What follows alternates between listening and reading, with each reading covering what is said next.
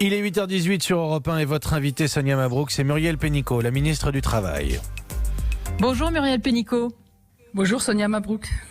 Merci d'être avec nous à distance ce matin sur Europe 1. Un appel a été lancé pour aider nos agriculteurs. C'est le ministre de l'Agriculture qui a demandé de participer aux travaux agricoles. Est-ce que la ministre du Travail demande aussi aux salariés en activité partielle à rejoindre une exploitation agricole ? Alors c'est une opération qu'on monte depuis quelques jours avec Didier Guillaume, Bruno Le Maire et bien sûr la FNSEA, tous les exploitants agricoles. Je crois que dans les activités indispensables des semaines qui viennent, il y a évidemment toute la filière alimentaire. Les Français ont besoin d'être nourris. Et donc nous avons monté cette opération parce que c'est la saison maintenant des fruits, des légumes, des semis qui arrivent. Et il y a 200 000 personnes qui sont attendues dans les champs pour les quelques semaines qui viennent. D'habitude, il y a beaucoup de travailleurs détachés qui viennent en renfort. Cette année, il n'y aura pas ce renfort. Et donc, on fait un appel, évidemment, sur volontariat pour des demandeurs de l'emploi ou des salariés qui sont en chômage partiel et qui ne sont à l'inactivité forcée, ou des indépendants qui ont dû fermer leur restaurant, leur bar, et qui sont prêts à venir en étant évidemment rémunérés et protégés, car j'y veille beaucoup, qu'il y ait toutes les conditions de protection de la santé et de la sécurité qui viennent aider des agriculteurs pour les quelques semaines critiques pour nourrir les Français. Je crois que c'est aussi une manière solidaire d'agir. Oui, Muriel Pénicaud, tout à l'heure, nous étions avec le président national des producteurs de légumes de France. Il demande 3 éléments. Qu'est-ce que vous lui répondez ? Défiscalisation, des heures supplémentaires, dérogation sur le temps de travail et prêt de salariés entre entreprises. Alors tout ça, ça a été étudié avec les professionnels. Donc on a déjà mis en place les dispositifs. Ils vont être opérationnels dans quelques heures avec les ordonnances et les décrets qu'on met en place. Donc on pourra par exemple cumuler le chômage partiel et cumuler une autre rémunération quand on est en train d'aider un agriculteur, ce qui est effectivement pas du tout classique, mais là ça nous paraît important. De toute façon, toutes les charges sociales pour toutes les entreprises qui le souhaitent sont reportées. Tout ce qui est fiscalité aussi, sur simple demande, tout est reporté. Donc en fait, on met l'ensemble de l'arsenal possible pour, oui, sauver notre agriculture, mais aussi permettre d'être certain que les Français vont être nourris dans les semaines qui viennent avec des produits frais et pas simplement des pâtes. Bien sûr, Muriel Pénicaud, oui, on en comprend. On en comprend la nécessité, mais il faut en même temps limiter nos déplacements et puis en même temps se déplacer dans les exploitations agricoles. Mais où est la cohérence en cette période troublée ? Où est la cohérence de vos consignes ? La cohérence, je crois que c'est très important qu'on en parle beaucoup pour bien tous la comprendre. La cohérence, c'est que c'est pas tout ou rien. Il faut bien sûr que tout le monde reste chez soi s'il n'a pas une activité qui est nécessaire dans le contexte actuel. Ça veut dire quoi ? D'abord, toutes les personnes vulnérables restent chez elles. Tous, un parent sur 2 pour garder ses enfants. Ça fait déjà beaucoup de monde, hein. Et pour ceux qui n'ont pas de garde d'enfants, et ceux qui ne sont pas vulnérables, et évidemment qui ne sont pas malades, la question qu'on doit se poser, c'est entreprise par entreprise. Avec les partenaires sociaux, on en a discuté, on s'appelle tous les 1 ou 2 jours, et la majorité sont d'accord sur la démarche suivante. On appelle toutes les entreprises à discuter dans l'entreprise, avec leurs salariés, avec leurs syndicats, qu'est-ce qui peut attendre, qu'est-ce qui ne peut pas attendre. Parce que souvent, c'est dans la même entreprise.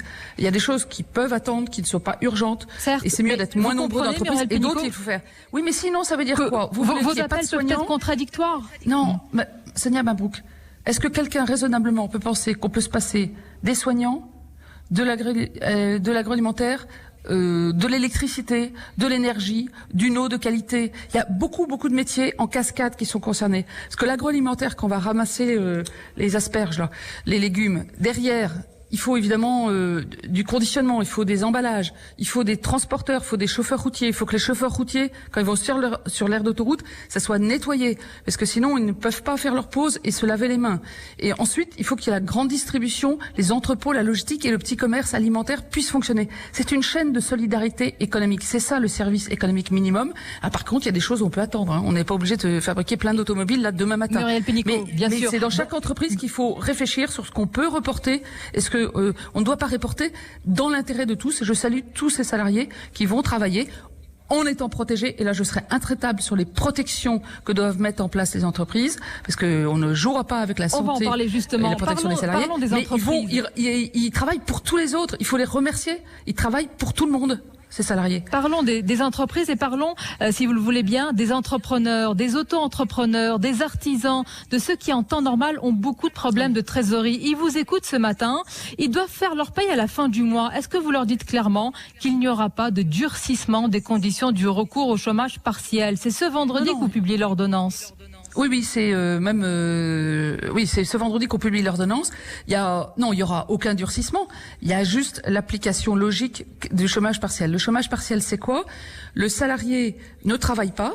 Il perd pas son contrat de travail, il n'est pas au chômage, c'est important de le savoir, il n'est pas au chômage, il a un contrat de travail suspendu, ça veut dire qu'il ne travaille pas, mais il touche 84% de sa rémunération nette, ou 100% s'il est au SMIC. Et toutes ces sommes-là sont remboursées par le ministère du Travail à l'entreprise, jusqu'à 4 fois et demi le SMIC. Enfin, avant c'était beaucoup moins, mais disons que ce qu'on va mettre dans les ordonnances, ça va être ça. On va avoir un système beaucoup plus protecteur qu'avant, même le plus protecteur d'Europe. Simplement, il y a une vérification qui est faite, c'est si les personnes peuvent travailler en télétravail, il n'y a pas tellement de raisons que ça soit la solidarité nationale qui paye. L'autre jour, j'avais dans la Tour de la Défense un grand cabinet que je ne nommerai pas, qui veut mettre tout son personnel qui peut travailler en télétravail en chômage partiel. Ça, il n'y a pas de raison. Si on peut travailler en télétravail, Muriel on télétravaille. On comprend, là, et puis, vous parlez d'un grand cabinet, mais je vous prends l'exemple, pardonnez-moi, des petits entrepreneurs, des auto-entrepreneurs, des artisans. Ceux-là, ils ont tous droit au chômage partiel pour leurs salariés. Si l'activité peut pas continuer, ce qui est la grande majeure partie des cas. Tous les bars, les restaurants, tout ce qu'on a fermé, évidemment, ils l'ont automatiquement.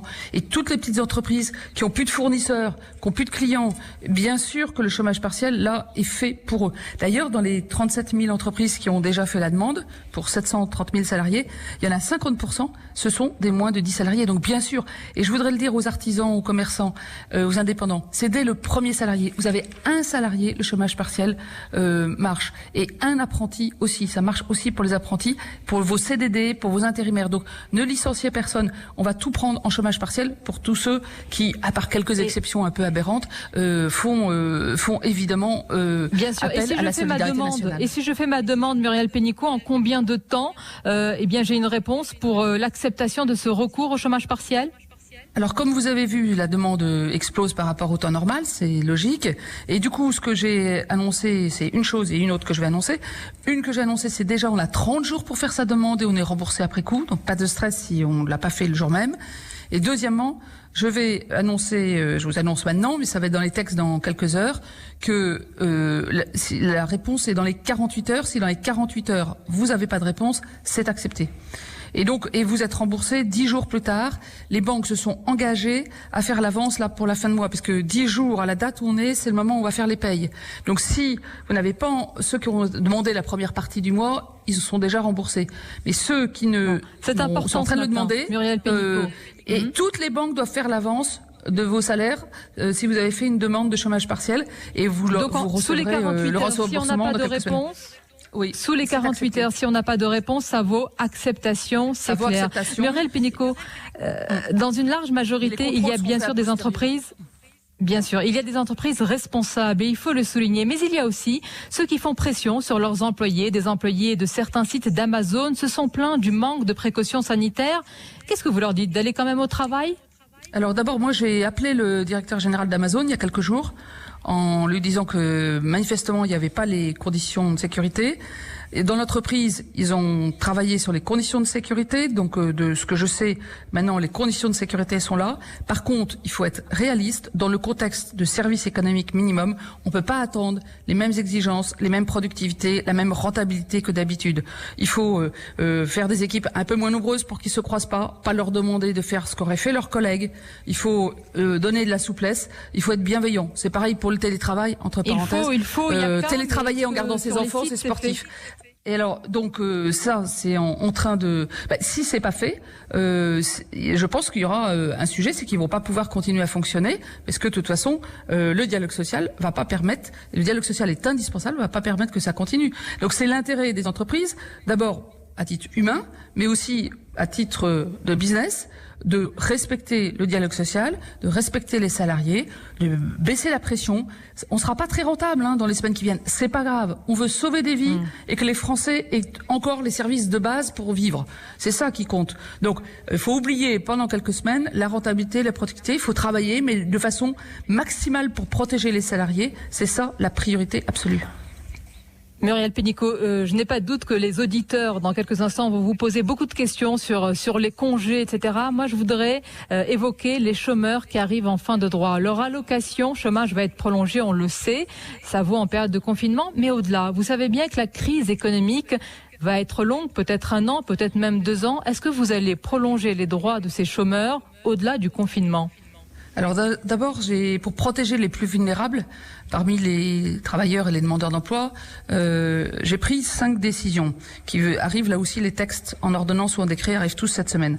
D'abord, pour tous ceux demandeurs d'emploi indemnisés qui arrivaient en fin de droit et donc qui auraient perdu tous leurs droits à l'assurance chômage, leurs droits à l'assurance chômage sont continués. Donc ensuite, on n'est pas en train de traiter juillet ou septembre, on est en train de traiter l'urgence. On verra plus tard, mais en tout cas, là, ils n'ont pas d'angoisse à avoir. Leurs indemnités continuent alors qu'ils ont épuisé leurs droits. La deuxième chose, pour les saisonniers. Il y a beaucoup de saisonniers qui ont dû arrêter plus tôt que prévu, qui ont dû arrêter début mars. Eh bien, par décret, nous avons décidé de considérer, pour l'assurance chômage, que tous auraient travaillé jusqu'au 15 avril. C'est pas le cas, mais ça permet les droits. Les CDD et les intérimaires sont compris dans le chômage partiel. Là aussi, il y a des mesures. Les intermittents du spectacle, avec mon collègue Franck Fiester, les intermittents du spectacle, on la prolonge et je suspends toutes les radiations, tous les contrôles des demandeurs d'emploi pendant cette période, parce que évidemment, on ne peut pas reprocher à quelqu'un en période de confinement de ne pas trouver un travail.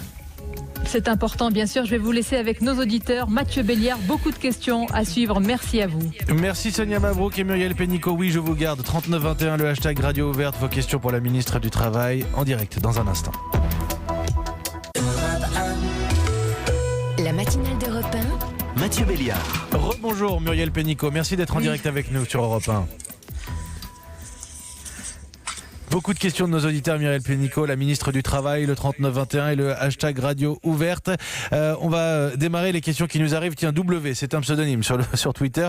Démissionnaire d'un CDI, mon nouvel employeur a décalé ma date d'embauche considérant les événements. Est-ce qu'un dispositif financier est prévu pour pallier ces situations-là ? Alors c'est pas le moment de démissionner, si je puis me permettre, excusez-moi de le dire comme ça, parce que tous ceux qui ont un contrat de travail sont protégés, peuvent être en chômage partiel. Donc si vous avez démissionné, légalement votre employeur il n'est pas tenu de vous reprendre en CDI si c'est vous qui avez démissionné. Non, je précise la question qui était posée. Il a démissionné d'un CDI. Et son nouvel employeur, il avait trouvé un nouveau boulot, a décalé la date d'embauche au vu des événements et il se trouve dans le flou, dans une zone grise. Alors, soit le contrat de travail avait été signé, même si ça n'a pas démarré, et à ce moment-là, il entre dans le chômage partiel, même s'il n'a pas commencé à travailler, soit le contrat de travail n'a pas été signé, et là, malheureusement, ça n'est pas possible, parce que l'employeur n'est pas tenu. Vous voyez les questions, et ce sera comme ça, Muriel Pénicaud, elles sont précises et concrètes, évidemment. Je suis là pour ça. Et Jean-Claude est avec nous en ligne au 3921 depuis Paris. Bonjour Jean-Claude. Bonjour. Votre question pour Muriel Pénicaud. Bonjour Madame le Ministre. Bonjour. Voici ma question. Le gouvernement et vous-même avez annoncé le report au 1er septembre de la deuxième phase de la réglementation d'assurance chômage qui devait intervenir au 1er avril et c'est une très bonne chose. Mais qu'en est-il du premier volet de cette réforme entrée en vigueur au 1er novembre sur la dégressivité des allocations chômage en fonction des revenus?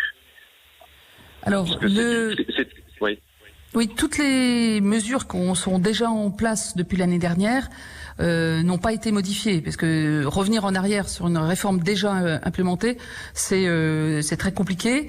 Après, dans la pratique, comme c'est quelque chose qui a un impact dans le temps, il y aura peu d'impact immédiatement. Je rappelle que la dégressivité ne concerne que les 10% des salaires les plus élevés.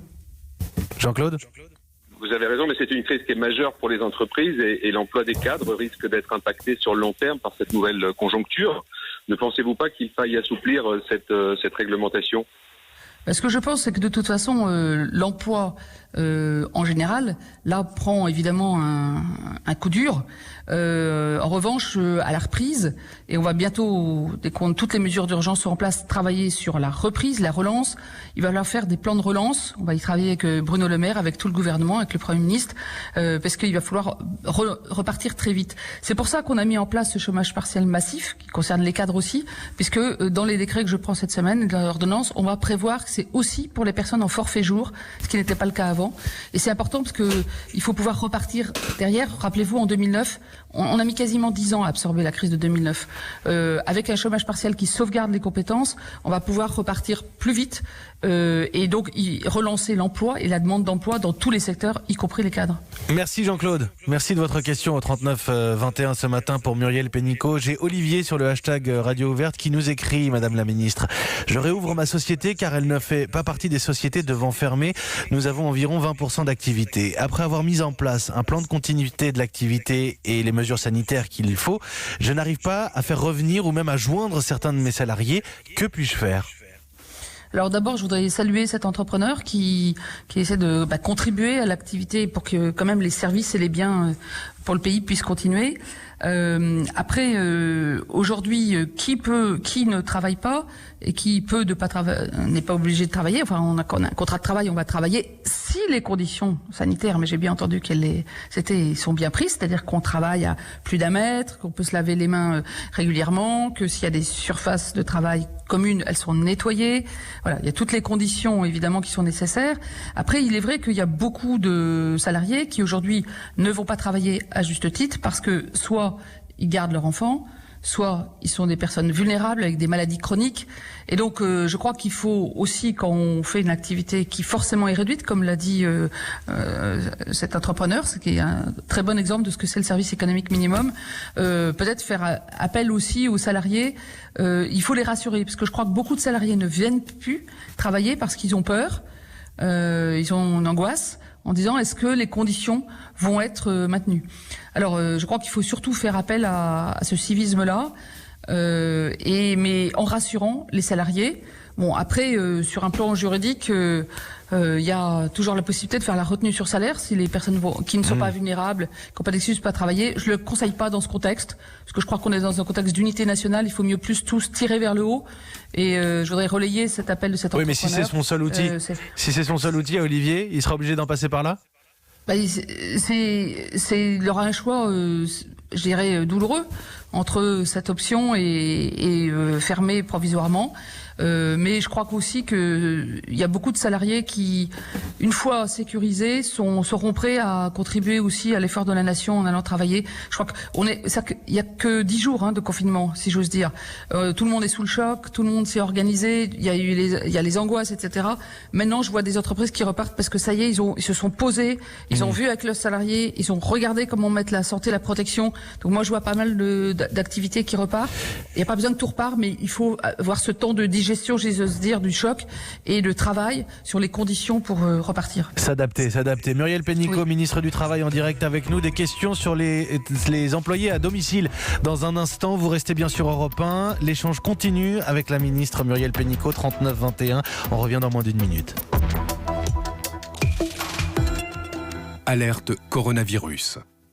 Pour vous protéger et protéger les autres, restez chez vous.